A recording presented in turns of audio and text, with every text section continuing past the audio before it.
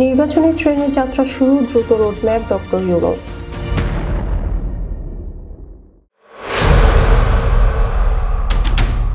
প্রধান উপদেষ্টা অধ্যাপক ডক্টর মোহাম্মদ ইউনূস বলেছেন, নির্বাচন আয়োজনের লক্ষ্যে আমরা প্রয়োজনীয় পদক্ষেপ নিতে শুরু করেছি। কয়েকদিনের মধ্যে নির্বাচন কমিশন গঠন হয়ে যাবে। তারপর থেকে নির্বাচন আয়োজনের সমস্ত দায়িত্ব তাদের উপর বর্তাবে। নির্বাচনের ট্রেন যাত্রা করেছে, এটা আর থামবে না, কিন্তু যেতে যেতে আমাদের অনেক কাজ সেরে ফেলতে হবে।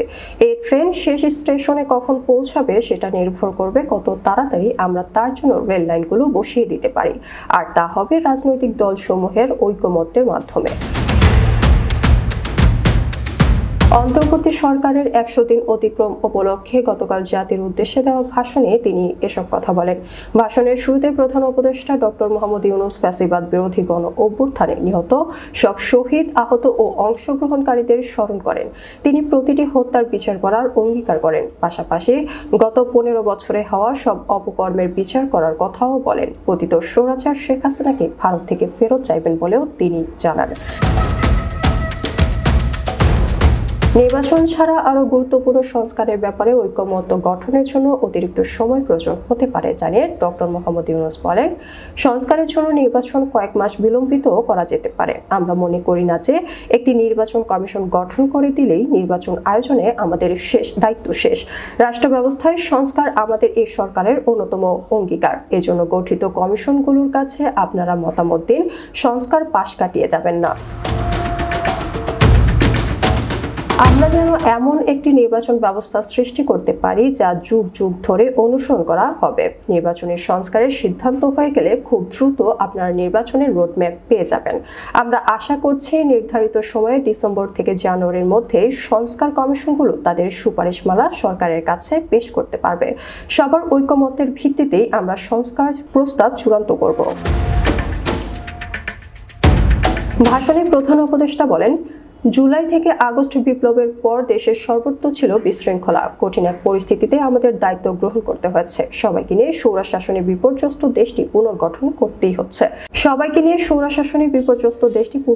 করতে হচ্ছে। বিপ্লব চলাকালে প্রায় 1,500 ছাত্র শ্রমিক জনতার শহীদের মৃত্যু হয়। প্রতিদিনই তালিকায় আরো নতুন নতুন শহীদের তথ্য যোগ হচ্ছে।